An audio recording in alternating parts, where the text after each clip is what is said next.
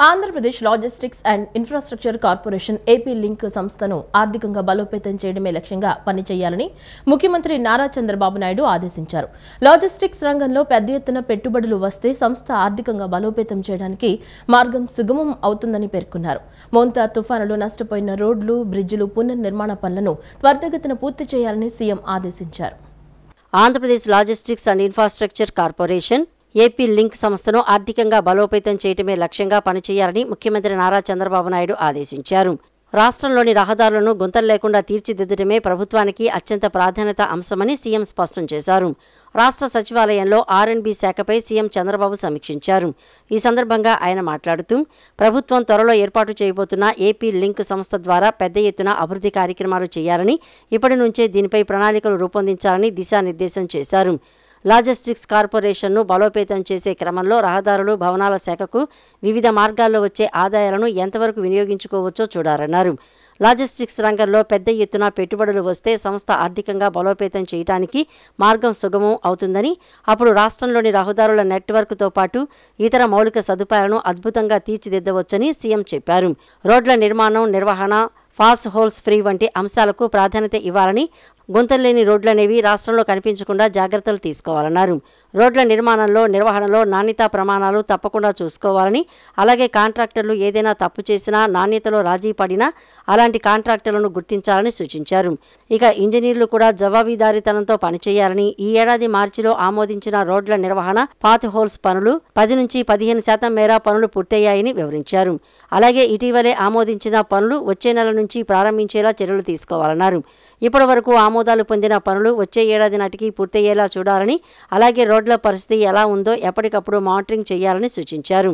దీనికోసం డ్రోన్లు, lidar survey అవసరమైతే శాటిలైట్ సర్వేల ద్వారా రోడ్ల పరిస్థితి ఎలా ఉందన్న అంశాలను పరిశీలించడంతో పాటు పనులు ఏ విధంగా జరుగుతున్నాయనే విషయాన్ని గుర్తించాలని సూచించారు. దీనికోసం టెక్నాలజీని వినియోగించుకోవాలని, మోంతా తుఫాన్లో నష్టపోయిన రోడ్లు, బ్రిడ్జిల పునర్నిర్మాణ పనులను త్వరితగతిన పూర్తి చేయాలని, ఇప్పటికే కొన్నింటిని చక్కదిద్దాం, పెండింగ్లో ఉన్న పనులను కూడా వెంటనే చేపట్టాలని పేర్కొన్నారు. పీపీపీ విధానంలో చేపట్టనున్న రోడ్ల జాబితా వెంటనే సిద్ధం చేయాలని, నిబంధనల ప్రకారం వైయబిలిటీ గ్యాప్ ఫండింగ్ ఏ రోడ్లకు ఇవ్వగలమనేది పరిశీలించాలన్నారు. వైట్ టాపింగ్ రోడ్లు నిర్మాణంపై పైలట్ ప్రాజెక్టులు చేపట్టాలని ముఖ్యమంత్రి ఆదేశించారు. రాజ్యాంగం వల్లే మన దేశం సార్వభౌమత్వం, స్వేచ్ఛగల దేశంగా ఆవిర్భవించిందని మాజీ మంత్రి, టీడీపీ నేత యనమల రామకృష్ణుడు పేర్కొన్నారు. విభిన్న జాతులు, మతాలు, సంస్కృతులు ఉన్నప్పటికీ ఈ దేశాన్ని ఐక్యంగా ఉంచడంలో రాజ్యాంగం పోషించిన పాత్ర అద్భుతమని కొనియాడారు. మంచి పరిపాలన ఉంటేనే ప్రజలు, దేశం బాగుపడతారనే అంబేద్కర్ ఆశయాన్ని ప్రతి ఒక్కరూ గుర్తుంచుకోవాలని పిలుపునిచ్చారు. భారత రాజ్యాంగాన్ని ఆమోదించి 76 సంవత్సరాలు పూర్తయిన సందర్భంగా తెలుగుదేశం పార్టీ కేంద్ర కార్యాలయంలో 76వ సంవిధాన్ దివస్ వేడుకలను ఘనంగా నిర్వహించారు. ఈ కార్యక్రమంలో పార్టీ నాయకులు, కార్యకర్తలు ఉత్సాహంగా పాల్గొన్నారు. తొలుత రాజ్యాంగ పీఠికను అందరూ కలిసి చదివి భారత రాజ్యాంగంపై తమ గౌరవాన్ని, నిబద్ధతను తెలియజేశారు. అనంతరం భారతదేశ రాజ్యాంగం వర్ధిల్లాలి, జోహార్ డాక్టర్ బిఆర్ అంబేద్కర్, జోహార్ ఎన్టీఆర్ వంటి నినాదాలు చేశారు. ఈ సందర్భంగా టీడీపీ నేతలు మాట్లాడుతూ భారత రాజ్యాంగం యొక్క గొప్పతనాన్ని, విశిష్టతను వివరించారు. రాజ్యాంగం వల్లే మన దేశం సార్వభౌమత్వం, స్వేచ్ఛగల దేశంగా ఆవిర్భవించిందని పేర్కొన్నారు. ప్రతి పౌరుడికి స్వేచ్ఛగా జీవించే అవకాశం, వాక్ స్వాతంత్ర్యం, ప్రాథమిక హక్కులు లభించాయని అన్నారు. విభిన్న జాతులు, మతాలు, సంస్కృతులు ఉన్నప్పటికీ ఈ దేశాన్ని ఐక్యంగా ఉంచడంలో రాజ్యాంగం పోషించిన పాత్ర అద్భుతమని కొనియాడారు. ప్రజలే తమ పాలకులను ఎన్నుకునే ప్రజాస్వామ్య వ్యవస్థను, అలాగే సరైన పాలన అందించని ప్రభుత్వాన్ని మార్చే అధికారాన్ని రాజ్యాంగం కల్పించిందని వారు గుర్తు చేశారు. ముఖ్యంగా రాజ్యాంగ నిర్మాత డాక్టర్ బిఆర్ అంబేద్కర్ కృషిని నాయకులు ప్రత్యేకంగా ప్రశంసించారు. అంబేద్కర్ రాజ్యాంగాన్ని అత్యున్నత మేధోపరమైన ఆలోచనతో రూపొందించారని, ఇది దేశంలో సమానత్వం మరియు లౌకికవాదాన్ని స్థాపించిందని వివరించారు. రాజ్యాంగంలో ఏర్పాటు చేసిన ఎగ్జిక్యూటివ్, లెజిస్లేచర్, జ్యుడిషియరీ, మీడియా అనే 4 స్తంభాలు, వాటి మధ్య సమతుల్యత దేశపాలన సక్రమంగా, న్యాయబద్ధంగా జరిగేలా చూస్తాయని పేర్కొన్నారు. మంచి పరిపాలన ఉంటేనే ప్రజలు, దేశం బాగుపడతారనే అంబేద్కర్ ఆశయాన్ని ప్రతి ఒక్కరూ గుర్తుంచుకోవాలని పిలుపునిచ్చారు. ఈ సందర్భంగా ఆయనకు ఘన నివాళులు అర్పించారు. డాక్టర్ అంబేద్కర్ గారి గురించి మనం కొంత తెలుసుకోవాలి. ఎందుకంటే ఈరోజు సమాజంలో మార్పు కోరినటువంటి వ్యక్తి. ఎందుకు మార్పు కోరారని మనం వెనక్కి వెళితే, ఆయన చాలా నిరుపేద కుటుంబం నుంచి వచ్చాడు. చదువుకోవడానికి కూడా డబ్బులు లేనటువంటి వ్యక్తి. అటువంటి వాడు తారాస్థాయికి వెళ్ళి ఇంచుమించు ఆయన డిగ్రీస్ చూస్తే మనం లెక్క పెట్టలేం. ఆయన చేసినటువంటి స్టడీస్ చూస్తే మనం లెక్కబెట్టలేం. అంత ఉన్నత స్థాయికి వెళ్ళిపోయాడు బరోడా మహారాజ్ సహాయంతో.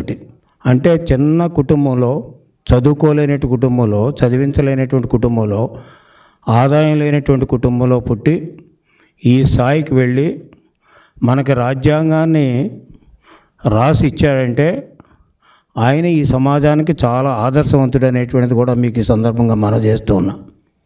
అంటే ఆయన తెలివితేటలు అందరికీ రాకపోవచ్చు. అంటే ఆయనకి తెలివితేటలు కూడా ఎలా వచ్చాయంటే ఆయన స్వీయ చరిత్ర, అదేవిధంగా సమాజాన్ని చదివాడు. ఆయన సమాజాన్ని చదివి సమాజంలో ఉండేటువంటి రుగ్మతలు ఏవైతే ఉన్నాయో, సమాజంలో ఉండేటువంటి సమస్యలు ఏవైతే ఉన్నాయో అది పరిపూర్ణంగా అర్థం చేసుకున్నటువంటి వ్యక్తి. వరి రైతులకు ఇబ్బందులు లేకుండా ధాన్యం తరలించాలని మంత్రి పార్థసారథి కృష్ణా జిల్లా కలెక్టర్ డీకే బాలాజీని ఆదేశించారు. మోవ మండలం కాకరంపాడు వెళుతుండగా మార్గ మధ్యలో వరి రైతులతో మంత్రి పార్థసారథి మాట్లాడారు. రైతులంతా రహదారి వెంబడి ధాన్యం ఆరబోసుకుని ఉన్నారని, వెంటనే ధాన్యం రవాణాకు వాహనాలు ఏర్పాటు చేసి వచ్చే 4 రోజుల్లో మొత్తం ధాన్యాన్ని కొనుగోలు చేసేందుకు జిల్లా యంత్రాంగం వెంటనే చర్యలు తీసుకోవాలన్నారు.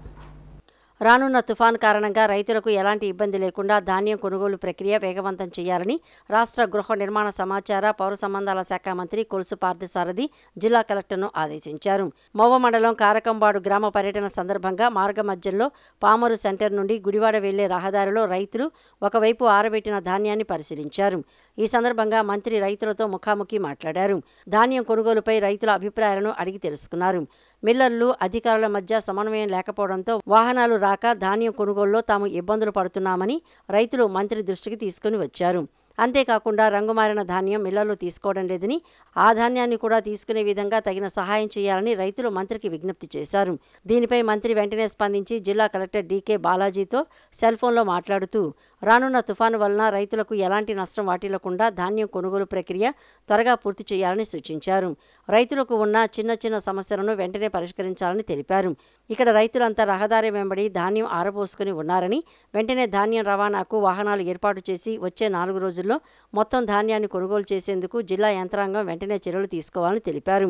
పామరు నియోజకవర్గానికి సంబంధించి మిల్లర్లు, ధాన్యం కొనుగోలుకు సంబంధించిన అధికారులందరినీ సమన్వయపరిచి రైతుల ఇబ్బందులను తొలగించే విధంగా చొరవ చూపాలన్నారు. బెజవాడ ఇంద్రకీలాద్రిపై కొలువు తీరిన దుర్గమ్మ సన్నిధిలో సుబ్రహ్మణ్య స్వామి షష్ఠి మహోత్సవాన్ని వైభవంగా నిర్వహించారు. మార్గశిర మాసం షష్ఠి పర్వదినాన్ని పురస్కరించుకుని శ్రీ వల్లి దేవసేన సమేత సుబ్రహ్మణ్యేశ్వర స్వామి వార్ల శాంతి కళ్యాణ మహోత్సవాన్ని అంగరంగ వైభవంగా నిర్వహించారు. పండితులు వేద మంత్రోచ్చరణలు, మంగళ వాయిద్యాల నడుమ స్వామివారి కళ్యాణ వేడుకలు కనుల పండుగ జరిగాయి. వివిధ ప్రాంతాల నుంచి తరలివచ్చిన భక్తులు స్వామివారి కళ్యాణ మహోత్సవాన్ని కనులారా వీక్షించి భక్తి సాగరంలో ఓలలాడారు. విజయవాడ ఇంద్రకీలాద్రిపై హరోం హర నామస్మరణ మారుమోగింది. దుర్గమ్మ సన్నిధిలో కొలువై ఉన్న శ్రీ వల్లి దేవసేన సమేత సుబ్రహ్మణ్య స్వామి ఆలయంలో మార్గశిర మాసం షష్ఠి మహోత్సవ వేడుకలు ఘనంగా నిర్వహించారు. తొలుత యాగశాలలో విఘ్నేశ్వర పూజ, పుణ్యవచనం, లక్ష్మీ గణపతి, లక్ష్మీ సుదర్శన హోమాలను వేద పండితులు శాస్త్రోక్తంగా నిర్వహించారు. షష్ఠి పర్వదినాన్ని పురస్కరించుకుని ఆలయ స్థానాచార్యులు విష్ణుబొట్ల శివప్రసాద్ శర్మ, వైదిక కమిటీ సభ్యుల ఆధ్వర్యంలో స్వామివారి కళ్యాణ వేడుకలను ఘనంగా నిర్వహించారు. మహాగోపురం ఎదుట ప్రాంగణంలో ప్రత్యేకంగా అలంకరించిన వేదికపై స్వామివార్ల ఉత్సవమూర్తులను ప్రతిష్ఠించి ప్రత్యేక పూజలు నిర్వహించారు. పండితుల వేద మంత్రోచ్చరణలు, మంగళ వాయిద్యాల నడుమ శ్రీ వల్లి దేవసేన సమేత సుబ్రహ్మణ్య స్వామివార్ల శాంతి కళ్యాణ మహోత్సవాన్ని కనుల పండుగగా నిర్వహించారు. వివిధ ప్రాంతాల నుంచి వచ్చిన భక్తులు సుబ్రహ్మణ్య స్వామిని దర్శించుకుని స్వామివారి కళ్యాణాన్ని కనులారా వీక్షించి కరుణా కటాక్షాలు అందుకున్నారు. దుర్గగుడి చైర్మన్ బొర్రా రాధాకృష్ణ దంపతులు, ఈవో సీనానాయక్ దంపతులతో పాటు ట్రస్ట్ సభ్యులు, ఆలయ అధికారులు, సిబ్బంది పూజాది కార్యక్రమాల్లో పాల్గొన్నారు. సౌందర్యవంతునిగా శాస్త్రములు వర్ణిస్తూ ఉన్నాయి. మహాసౌందర్య రాశి సుబ్రహ్మణ్యేశ్వర స్వామివారు. షడ్వక్త్రం, శిఖివాహనం, త్రినయనం, చిత్రాంబర అలంకృతం, ఇలాగా స్వామివారి దివ్యమైనటువంటి ప్రార్థనా విశేషం. 6 ముఖాలతో ఉంటాడు సుబ్రహ్మణ్యేశ్వర స్వామి. ఇది చాలా అపూర్వమైనటువంటి రూపం. స్వామివారు జన్మించిన వెంటనే ఆకలి సైన్యం కోసం ఆయన ఆలోచిస్తూ ఉంటే మహర్షుల యొక్క పత్నులు 6. వాళ్లను షట్ కృత్తికలు అని చెప్పి శాస్త్రం పేర్కొన్నది. ఆ 6 వచ్చి స్వామికి స్తన్యం ఇస్తాము అని చెప్పి వచ్చేటప్పటికల్లా ఆ స్వామి యొక్క మాహాత్మ్యం, తాను ఒక ముఖంతో ఉన్న స్వామి 6 ముఖాలు కలవాడై 6 దగ్గర ఒక్కొక్కరి దగ్గర ఒక్కొక్క ముఖంతో స్తన్యాన్ని స్వీకరించి ఆ తల్లులను కృతార్థులను చేశాడు. అరటి పంటకు గత 5 ఏళ్లలో బీమా చెల్లించినట్లు జగన్ నిరూపిస్తే ఎమ్మెల్సీ పదవికి రాజీనామా చేస్తారని, నిరూపించకపోతే ఆయన రాజీనామా చేస్తారా అని టీడీపీ ఎమ్మెల్సీ భూమిరెడ్డి రామ్గోపాల్ రెడ్డి సవాల్ చేశారు. జగన్ అసెంబ్లీకి వస్తే అన్ని వాస్తవాలు బయట పెడతామన్నారు. అరటి పంటకు గత 5 ఏళ్లలో బీమా చెల్లించినట్లు జగన్ నిరూపిస్తే ఎమ్మెల్సీ పదవికి రాజీనామా చేస్తానని, నిరూపించకపోతే ఆయన రాజీనామా చేస్తారని టీడీపీ ఎమ్మెల్సీ భూమిరెడ్డి రామ్గోపాల్ రెడ్డి సవాల్ విసిరారు. జగన్ పులివెందుల రైతులు వెన్ను విరిచాడని మండిపడ్డారు. 2019-24 మధ్య రాయలసీమకు అదనంగా 1 ఎకరాకు నీరు ఇచ్చినట్లు జగన్ చూపగలరా అని ప్రశ్నించారు. త్వరలోనే అరటి రైతుల సమస్య పరిష్కారం అవుతుందని, రైతులు ఆందోళన చెందాల్సిన అవసరం లేదని భరోసా ఇచ్చారు.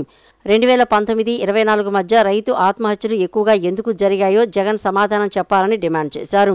పంట విస్తీర్ణం పెరిగి ఉత్తరాది నుంచి ఎక్కువ దిగుబడి రావడం కారణంగా అరటి రైతులు తాత్కాలిక సమస్యలు ఎదుర్కొంటున్నారని చెప్పారు. జగన్ అరాచకాల వల్లే పులివెందుల బనానా ప్రాసెసింగ్ యూనిట్ మనుగడలోకి రాలేదని చెప్పారు. జగన్ అసెంబ్లీకి వస్తే అన్ని వాస్తవాలు బయటపెడతామని పేర్కొన్నారు.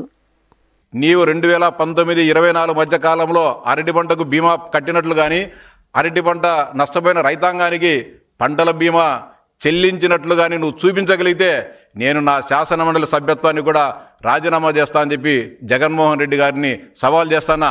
ఈ సవాలుకు నీవు సిద్ధమా?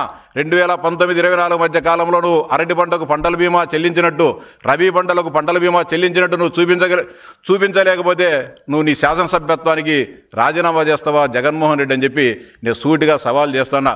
₹1 చెల్లించుకోకుండా రైతాంగాన్ని అన్యాయం చేసిన చరిత్ర నీది. అరటి పంట రబీ పంటల కిందకి వస్తుంది. రబీ పంటలకు సంబంధించి మొత్తం ఇన్సూరెన్స్ విధానాన్ని నువ్వు ఎత్తేసి రైతాంగాన్ని సర్వనాశనం చేసింది నువ్వు. ఈరోజు రైతులకు బాధలు పడుతున్నారని చెప్పి మొసలి కన్నీరు కార్చడం ఎంతవరకు సవని మాట్లాడుతున్నా. ప్రకృతిని కాపాడలేకపోతే ఎంత ధనం, విజ్ఞానం సంపాదించినా వృధానేనని ఎమ్మెల్యే బోడే ప్రసాద్ అన్నారు. విద్యార్థులు ప్రకృతి పరిరక్షణకు ప్రాధాన్యత ఇవ్వాలని ఎమ్మెల్యే సూచించారు. రాబోయే రోజుల్లో ప్రైవేట్ విద్యాసంస్థల కంటే ప్రభుత్వ పాఠశాలల్లో చదివేందుకు విద్యార్థులు ఆసక్తి చూపుతారని అభిప్రాయం వ్యక్తం చేశారు. ఉయ్యూరు మున్సిపాలిటీ పరిధిలోని జిల్లా పరిషత్ పాఠశాలలో నూతనంగా నిర్మించిన కంప్యూటర్ ల్యాబ్, సైన్స్ ల్యాబ్ మరియు గ్రంథాలయ భవనాన్ని ఎమ్మెల్యే బోడే ప్రసాద్ చేతుల మీదుగా ప్రారంభించారు. ఈ కార్యక్రమంలో municipal chairman Vallabhaneni Satyanarayana, PACS chairman Kodapureddy Vasu, పాఠశాల కమిటీ చైర్మన్ సాయి ప్రసాద్, మాజీ మున్సిపల్ చైర్మన్ జంపాన పూర్ణచంద్రరావు, పాఠశాల ప్రధానోపాధ్యాయులు నాగేశ్వరరావుతో పాటు విద్యాశాఖ అధికారులు, తెలుగుదేశం పార్టీ నాయకులు పాల్గొన్నారు. ఎమ్మెల్యే బోడే ప్రసాద్కు పాఠశాల విద్యార్థులు ఘనంగా స్వాగతం పలికారు. పాఠశాల ఎన్సీసీ విద్యార్థుల గౌరవ వందనాన్ని ఎమ్మెల్యే బోడే ప్రసాద్ స్వీకరించారు. పాఠశాల ఆవరణలో బోడే ప్రసాద్ మొక్కను నాటారు. ఈ సందర్భంగా జరిగిన సభలో ఎమ్మెల్యే బోడే ప్రసాద్ మాట్లాడుతూ ప్రకృతి పరిరక్షణ పట్ల ప్రతి ఒక్కరూ బాధ్యత వహించాలని, ప్రకృతిని మనం కాపాడుకోలేకపోతే ఎంత ధనం సంపాదించినా, ఎంత విజ్ఞానం పొందినా వ్యర్థమేనని తెలిపారు. ప్రైవేటు పాఠశాలలకు ధీటుగా ప్రభుత్వ పాఠశాలలు అభివృద్ధి చెందుతున్నాయని, రాబోయే రోజుల్లో ప్రైవేటు విద్యా సంస్థల కంటే ప్రభుత్వ పాఠశాలలో చదివేందుకు విద్యార్థులు ఆసక్తి చూపుతారని జోషన్ చెప్పారు. నారా లోకేష్ విద్యాశాఖ మంత్రిగా ఉండటం మన అదృష్టమని, విద్యాశాఖలో సమూల మార్పులు తీసుకువచ్చి భావి భారత పౌరులను తీర్చిదిద్దే ప్రయత్నంలో లోకేష్ పాత్ర మరువలేనిదని పేర్కొన్నారు. విద్యార్థులు ఏకాగ్రతతో విద్యను అభ్యసించి ఉన్నత శిఖరాలను అధిరోహించాలని ఎమ్మెల్యే ఆశీర్వదించారు. మనం ఎంత మంచి చేస్తున్నామా లేదా అనేది మాత్రం, మంచిగా ఉంటున్నామా లేదా అనేది మాత్రం మీరు ఆలోచించాలి. పెద్దలని గౌరవించాలి. ఎవరు పెద్దలంటే ప్రతిదీ గమనిస్తూ ఉంటారు. మీ తల్లిదండ్రులు మీ నాయనమ్మని, మీ తాతయ్యని చక్కగా చూసుకుంటున్నారా లేదా అని మీరు చూస్తారు. ఎవరైతే ఇంట్లో మీ తల్లిదండ్రులు వారి తల్లిదండ్రుల్ని సరిగా చూసుకోవట్లేదో మీ మనసుల్లో కూడా అదే వెళ్తుంది. అవునా కాదా? కాబట్టి ప్రతి ఒక్కరూ కూడా తల్లిదండ్రుల్ని, గురువులంటే విద్యలు అంటే అన్ని విద్యలు, అన్ని కళలు నేర్పే వాళ్ళని గురువు అంటాము. మీరు చెప్పింది కరెక్ట్. ఉపాధ్యాయుల్ని, అందరినీ కూడా, సమాజంలో ఉన్న పెద్దల్ని, మనకన్నా వయసు పెద్దవారిని అందరినీ కూడా గౌరవించుకునే సంస్కృతి మనలో ఉండాలి. అవునా కాదా? ఆంధ్రప్రదేశ్ నూతన రాజధాని అమరావతిపై ప్రధానమంత్రి మోడీ స్పష్టమైన ప్రకటన చేయడంతో పాటు పార్లమెంట్లో సమగ్ర చట్టం చేయాలని సిపిఎం రాష్ట్ర కార్యదర్శి వర్గ సభ్యులు సిహెచ్ బాబురావు డిమాండ్ చేశారు. రాష్ట్రం విడిపోయి 11 సంవత్సరాలు దాటినా మధ్యలో వైసీపీ రాజధానిపై 3 ముక్కలాట ఆడినా అభివృద్ధి మాత్రం అడవిలో కాసిన వెన్నెల్లా తయారైందని ఎద్దేవా చేశారు. 2 రోజుల్లో రాజధాని అమరావతికి వస్తున్న కేంద్ర మంత్రి నిర్మలా సీతారామన్ నిధుల విడుదలపై స్పష్టమైన ప్రకటన చేయాలన్నారు. ఆంధ్రప్రదేశ్ నూతన రాజధాని అమరావతిపై ప్రధానమంత్రి మోడీ స్పష్టమైన ప్రకటన చేయడంతో పాటు పార్లమెంట్లో సమగ్ర చట్టం చేయాలని సిపిఎం రాష్ట్ర కార్యదర్శి వర్గ సభ్యులు సిహెచ్ బాబురావు డిమాండ్ చేశారు. నిన్న ఉండవల్లి సెంటర్ నుండి రాయపూడి సిఆర్డీఏ కార్యాలయం వరకు ఉండవల్లిలో బైక్ ర్యాలీని ఆయన ప్రారంభించి మాట్లాడారు. Bike rally Undavalli centre, Undavalli, Penumaka గ్రామాల మీదుగా సిఆర్డీఏ కార్యాలయం వరకు సాగింది. రాజధాని నిర్మాణానికి పెద్ద ఎత్తున నిధులు ఇవ్వడంతో పాటు కేంద్ర కార్యాలయాన్ని కేంద్రమే నిర్మాణం చేపట్టాలని కోరారు. విభజన హామీ చట్టంలో పేర్కొన్న హామీలన్నింటినీ అమలు చేయాలని కోరారు. రాష్ట్రంలోని కూటమి ప్రభుత్వం కేంద్రం నుండి నిధులు తేవడానికి ప్రయత్నించాలని సూచించారు. ప్రభుత్వం వచ్చి 18 నెలలు గడుస్తున్నా అభివృద్ధి జాడ కనిపించటం లేదని విమర్శించారు. అటు కేంద్రం, ఇటు రాష్ట్రం పట్టించుకోకపోవడంతో రాజధాని అమరావతి దిక్కులేనిదిగా తయారైందని ఆవేదన వ్యక్తం చేశారు. ముఖ్యమంత్రి చంద్రబాబు నాయుడు 1,00,000 కోట్లు నిధులు వస్తున్నాయని చెప్పే ప్రచారం బూటకమని తేలిపోయిందని ఎద్దేవా చేశారు. ఇప్పటిదాకా బీజేపీ ప్రభుత్వం ఇచ్చింది 1,100 కోట్లు మాత్రమేనని తెలిపారు. 1,500 కోట్లు అప్పుగా ఇవ్వడం కాకుండా దాన్ని గ్రాంట్గా మార్చాలని డిమాండ్ చేశారు. రాష్ట్రం విడిపోయి 11 సంవత్సరాలు దాటినా మధ్యలో వైసీపీ రాజధానిపై 3 ముక్కలాట ఆడినా అభివృద్ధి మాత్రం అడవిలో కాసిన వెన్నెలా తయారైందని ఎద్దేవా చేశారు. 2 రోజుల్లో రాజధాని అమరావతికి వస్తున్న కేంద్ర మంత్రి నిర్మలా సీతారామన్ నిధుల విడుదలపై స్పష్టమైన ప్రకటన చేయాలని డిమాండ్ చేశారు. ఇప్పటికి కేంద్ర ప్రభుత్వం మోడీ గారు 11 ఏళ్లలో ఇచ్చిందంతా 1,500 కోట్ల రూపాయలు. అంటే రాజధాని నిర్మాణ ఖర్చులో 1% మాత్రమే ఇచ్చారు. ఇది డబుల్ ఇంజిన్ సర్కార్ అంటున్నారు. కేంద్రంలో, రాష్ట్రంలో ఎన్డీఏ ప్రభుత్వం ఎందుకు నిధులు ఇవ్వట్లేదు? ఇప్పుడు చేస్తున్నదంతా ప్రపంచ బ్యాంకు, ఏడీబీ, హడ్కో నుండి 31,000 కోట్ల రూపాయలు అప్పు తీసుకొచ్చారు.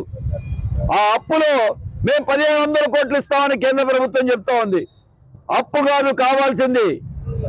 నిర్మలా సీతారామన్ గారు 28వ తేదీన వచ్చినప్పుడు అమరావతిలో బ్యాంకుల శంకుస్థాపనలో ఈ రాజధాని నిర్మాణ అప్పుని మేమే భరిస్తామని కేంద్ర ప్రభుత్వం తరఫున ప్రకటన చేయాలని సిపిఎం పార్టీ డిమాండ్ చేస్తా ఉన్నాం. తిరుమల తిరుపతి దేవస్థానంలో గత వైసీపీ పాలనలో జరిగిన అవినీతిపై వైసీపీ అధ్యక్షుడు జగన్మోహన్ రెడ్డి బంధువుల పాత్రపై సమగ్ర విచారణ జరపాలని Yadava corporation chairman Narasimha Yadav demand చేశారు. వైసీపీ నాయకులు శ్రీవారి ప్రసాదాలు, ఆస్తులు నిర్మాణాల్లో భారీ అవకతవకలకు పాల్పడ్డారని తీవ్రంగా విమర్శించారు. మంగళగిరిలోని టీడీపీ కేంద్ర కార్యాలయంలో ఏర్పాటు చేసిన విలేకరుల సమావేశంలో ఆయన మాట్లాడారు. శ్రీవారి లడ్డూ తయారీలో కల్తీ నెయ్యి వాడారనే విషయం సిట్ విచారణలో తేలిందని, ఈ విషయంలో మాజీ చైర్మన్ వైవి సుబ్బారెడ్డి విచారించడం భక్తుల విశ్వాసానికి జరిగిన ద్రోహంగా ఆయన అభివర్ణించారు. అలాగే గరుడ వారధి ప్రాజెక్టులో టీడీపీ ప్రభుత్వం ప్రణాళికను వైసీపీ ప్రభుత్వం మార్చి ప్రాజెక్టును కుదించి 100 కోట్లు ఆదా చేశామని అబద్ధపు ప్రచారం చేసిందని, ఇది అవినీతికి నిదర్శనమని ఆరోపించారు. పరకామణి కేసులో మాజీ చైర్మన్ బి కరుణాకర్ రెడ్డి విచారణకు హాజరవటం, సాక్షులకు బెదిరింపులు, అనుమానాస్పద మరణాల ఘటనల వెనుక జగన్ రెడ్డి బంధువులు, అనుచరులు ఉన్నారని, వీరు టీటీడీ పవిత్రతను భ్రష్టు పట్టించారని ఆరోపించారు. ఈరోజు వైవి సుబ్బారెడ్డి గారిని సూటిగా ప్రశ్నిస్తా ఉన్నాం.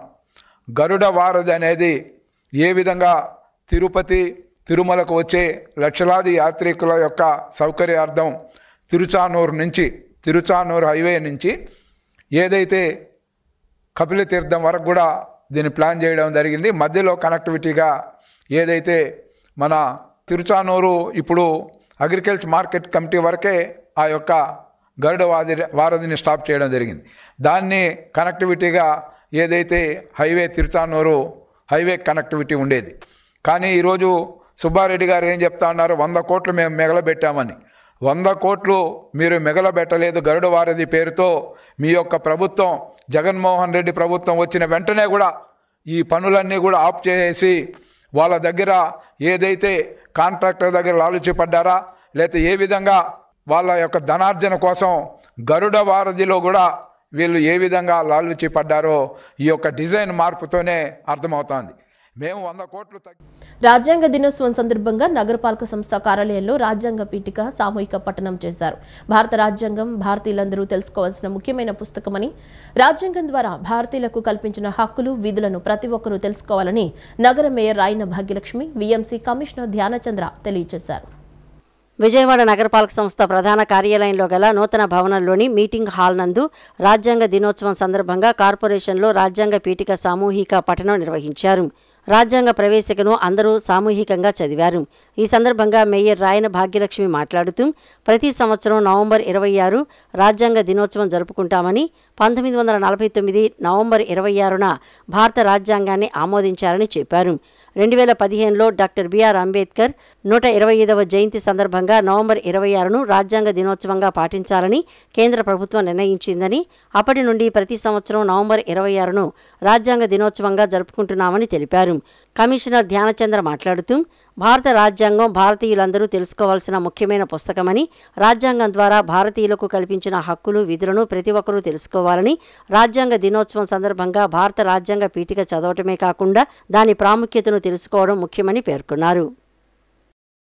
క్రిస్మస్ ఫేట్ వేడుకల్లో భాగంగా నిన్న మారిస్టెల్లా కళాశాలలో ఇంటర్మీడియట్ విద్యార్థుల మిస్ బ్లూ షో ప్రేక్షకులను అలరించింది. విద్యార్థినులు నీలిరంగు వర్ణ దుస్తులు ధరించి ఉత్తర మరియు దక్షిణ భారత సాంప్రదాయాలతో పాటు పాశ్చాత్య వస్త్రధారణలు మిస్ బ్లూ క్రౌన్ కోసం ఉత్సాహంగా పోటీ పడ్డారు. నీలిరంగు వస్త్రాలతో ర్యాంపుపై వయ్యారాలు ఒలికిస్తూ సందడి చేశారు. ఫిజిక్స్ విభాగాధిపతి పద్మలత, కంప్యూటర్ సైన్స్ విభాగాధిపతి విద్యావతి న్యాయ నిర్ణేతలుగా వ్యవహరించారు. 40 మంది విద్యార్థులు ఉత్సాహంగా పోటీలో పాల్గొనగా ఇంటర్ విద్యార్థిని గాయత్రి మిస్ బ్లూ కిరీటం దక్కించుకుంది. ఈ కార్యక్రమంలో degree vice principal doctor sister Asha Ushakumari, inter vice principal Swapna ఉన్నాం, అధ్యాపకులు శాంతకుమారి, కిరణ్మయులు పాల్గొన్నారు. శారీరక ఆరోగ్యంతో పాటు మానసిక ఆరోగ్యం కూడా ఎంతో అవసరమని psychologist lion doctor Ramesh Bavisetti అన్నారు. ప్రతిరోజు శారీరక వ్యాయామం చేయాలని, నీరు ఎక్కువగా క్రమం తప్పకుండా తీసుకోవాలని సూచించారు.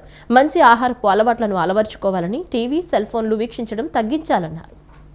కృష్ణలంకలోని శ్రీ చైతన్య టెక్నో స్కూల్లో నాసా కిడ్స్ పంపిణీ ఫిట్ ఇండియా మూవ్మెంట్ కార్యక్రమాన్ని నిర్వహించారు.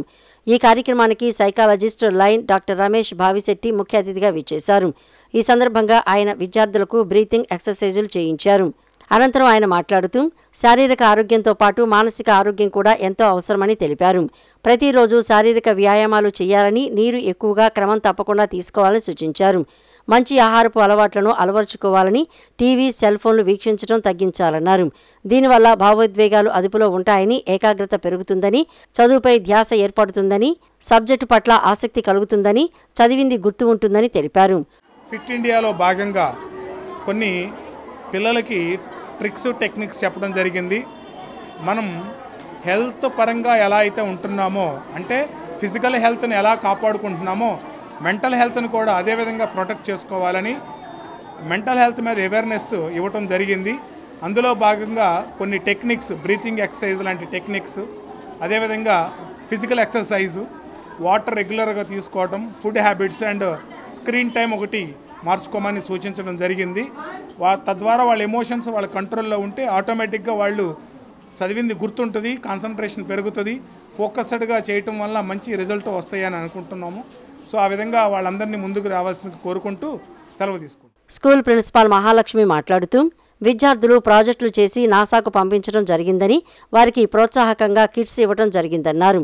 వారికి ఈజీఎం మురళీకృష్ణ, ఆర్ఏ రాజేష్ బాబు శుభాకాంక్షలు తెలిపారు. ప్రతి సంవత్సరం నాసాలో ప్రాజెక్ట్స్ సమర్పించడం జరుగుతుందన్నారు.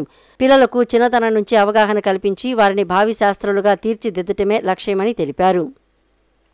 నాసా ప్రాజెక్ట్ చేసిన వాళ్ళందరికీ కూడా మా ఈజీఎం మురళీకృష్ణ గారు మరియు ఆర్ఏ రాజేష్ బాబు గారు వాళ్ళందరికీ కంగ్రాచులేషన్స్ చెప్పారండి. ఎవ్రీ ఇయర్ మనం నాసా ప్రాజెక్ట్స్ మన శ్రీ చైతన్యలో ప్రాజెక్ట్స్ సబ్మిట్ చేయడం జరుగుతుంది.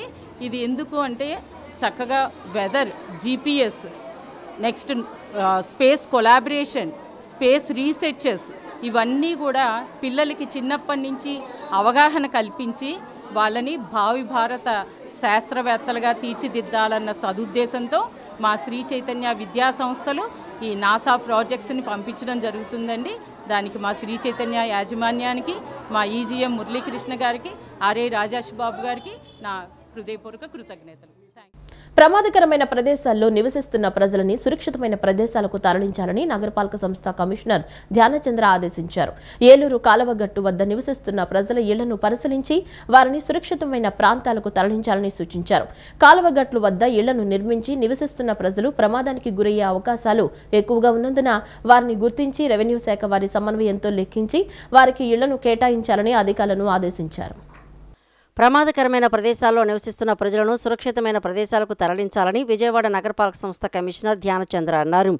తన పర్యటనలో భాగంగా Gunadala, చుట్టుకుంట, BRTS road, Samamurthy road, ధర్నా చౌక్, మ్యూజియం రోడ్ ప్రాంతాలన్నీ పర్యటించి క్షేత్రస్థాయిలో పరిశీలించారు. 1వ డివిజన్ గుణదల విజయవాడ నగరపాలక సంస్థ శివారు ప్రాంతంలో గల ఏలూరు కాలువగట్టు వద్ద నివసిస్తున్న ప్రజల ఇళ్లను పరిశీలించి వారిని సురక్షితమైన ప్రాంతాలకు తరలించాలని అన్నారు. ఈ సందర్భంగా కమిషనర్ మాట్లాడుతూ నగర పరిధిలో గల ప్రమాదకరమైన ప్రదేశాల్లో నివసిస్తున్న ప్రజలను వెంటనే సురక్షితమైన ప్రదేశాలకు తరలించాలని, కొండవాలు ప్రాంతాలు, కాలువగట్ల వద్ద ఇళ్లను నిర్మించి నివసిస్తున్న ప్రజలు ప్రమాదానికి గురి అయ్యే అవకాశాలు ఎక్కువగా ఉన్నందున వారిని గుర్తించి రెవెన్యూ శాఖ వారి సమన్వయంతో లెక్కించి వారికి ఇళ్లు కేటాయించాలని అధికారులను ఆదేశించారు. ఈ పర్యటనలో chief city planner K Sanjay Ratnakumar, joint director Amrut, doctor Latha, assistant city planner Rambabu, సిబ్బంది తదితరులు పాల్గొన్నారు. గన్నవరం ఎయిర్పోర్ట్ విస్తరణ కోసం భూములు, ఇళ్ల స్థలాలు కోల్పోయిన రైతులు, మహిళలు తమకు న్యాయం జరగడం లేదంటూ ఆవేదన వ్యక్తం చేశారు. కలెక్టర్, ఆర్డీఓ, రెవెన్యూ వంటి అధికారులు ఎవరూ తమ బాధలను పట్టించుకోవడం లేదని వారు ఆరోపిస్తున్నారు. ప్రభుత్వాలు మారుతున్నప్పటికీ ఎయిర్పోర్ట్ నిర్వాసితుల సమస్య మాత్రం పరిష్కారం కావటం లేదని వారు మండిపడ్డారు. గన్నవరం ఎయిర్పోర్టు విస్తరణ కోసం భూములు, ఇళ్ల స్థలాలు కోల్పోయిన రైతులు, మహిళలు తమకు న్యాయం జరగడం లేదంటూ తీవ్ర నిరసన వ్యక్తం చేశారు. సిఆర్డీఏ డౌన్ డౌన్ అంటూ నినాదాలు చేస్తూ తమ ఆవేదనను తెలియజేశారు. వారు తెలిపిన వివరాల ప్రకారం 2015 సంవత్సరంలోనే వారు సుమారు 900 ఎకరాల భూమిని ఎయిర్పోర్ట్ నిర్మాణం కోసం అప్పటి ముఖ్యమంత్రి చంద్రబాబు నాయుడుపై ఉన్న నమ్మకంతో ఇచ్చామని అన్నారు. ఆ సమయంలో ప్రభుత్వం R&R ప్యాకేజీలో భాగంగా ఒక్కొక్కరికి 9 లక్షలు ఇస్తామని హామీ ఇచ్చింది. అంతేకాక ఇల్లు తీసుకునే ముందు అద్దె కూడా చెల్లిస్తామని చెప్పిందని, అయితే భూమి ఇచ్చి 10 సంవత్సరాలు గడుస్తున్నా ఇప్పటి వరకు ఎవరికీ పూర్తి స్థాయిలో న్యాయం జరగలేదని, హామీ ఇచ్చిన ప్యాకేజీలు అమలు కాలేదని నిర్వాసితులు ఆవేదన వ్యక్తం చేస్తున్నారు. కలెక్టర్, ఆర్డీఓ, రెవెన్యూ వంటి అధికారులు ఎవరూ తమ బాధలను పట్టించుకోవటం లేదని వారు ఆరోపిస్తున్నారు. ప్రభుత్వాలు మారుతున్నప్పటికీ ఎయిర్పోర్టు నిర్వాసితుల సమస్య మాత్రం పరిష్కారం కావడం లేదని మండిపడ్డారు. ప్రస్తుతం తమ భూముల్లో పిచ్చి మొక్కలు పెరిగి పాములు తిరిగే దుస్థితి ఏర్పడిందని, ఇది ప్రభుత్వ నిర్లక్ష్యానికి నిదర్శనమని రైతులు ఆవేదన వ్యక్తం చేశారు. తమకు తక్షణమే న్యాయం చేయాలని, హామీ ఇచ్చిన ప్యాకేజీని అమలు చేయాలని వారు డిమాండ్ చేస్తున్నారు. సిఆర్డీఏ కమిషనర్ ఏమంటున్నాడు, ఎయిర్పోర్ట్ వాళ్ళకి లేదయ్యా, ఎందుకు లేదు అని అడుగుతున్నాం.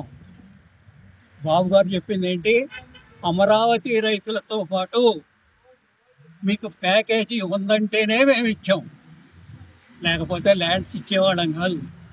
హైదరాబాద్ తీసుకెళ్ళి మమ్మల్ని చెప్పి ఒప్పించి మేము భూములు ఇచ్చాం. అటువంటి వాళ్ళని ఇవాళ చూస్తే చిన్నకారు రైతులందరూ చాలా ఇబ్బందులు పడుతున్నారు. ఇప్పటికైనా గన్నవరం నిర్వాసితులకి, ఎయిర్పోర్ట్ నిర్వాసితులకి, రైతులకు కానీ, ఫ్లాట్ ఓనర్స్కి కానీ, దళితులకు కానీ ఏ ఒక్కరికి న్యాయం జరగలేదు. ఇది చాలా బాధాకరం. ఇప్పటికైనా ప్రభుత్వం స్పందించి ఒక ఎయిర్పోర్ట్ నిర్వాసితులతో స్థానిక ఎమ్మెల్యే గారు, గౌరవనీయులు యార్లగడ్డ వెంకటరావు గారు కొంచెం చొరవ తీసుకుని ఇప్పటికీ సంవత్సరంన్నర అంటే సుమారుగా 18 నెలలు అయింది మా కూటమి ప్రభుత్వం ఏర్పడి. ఇప్పటికే ఎయిర్పోర్ట్ నిర్వాసితులతో ఒక్క మీటింగ్ కూడా కండక్ట్ చేసిన పాపం లేదు. వాళ్ళ సమస్యలు పరిష్కరించిన ఈ వార్తలు ఇంతటితో సమాప్తం. నమస్కారం.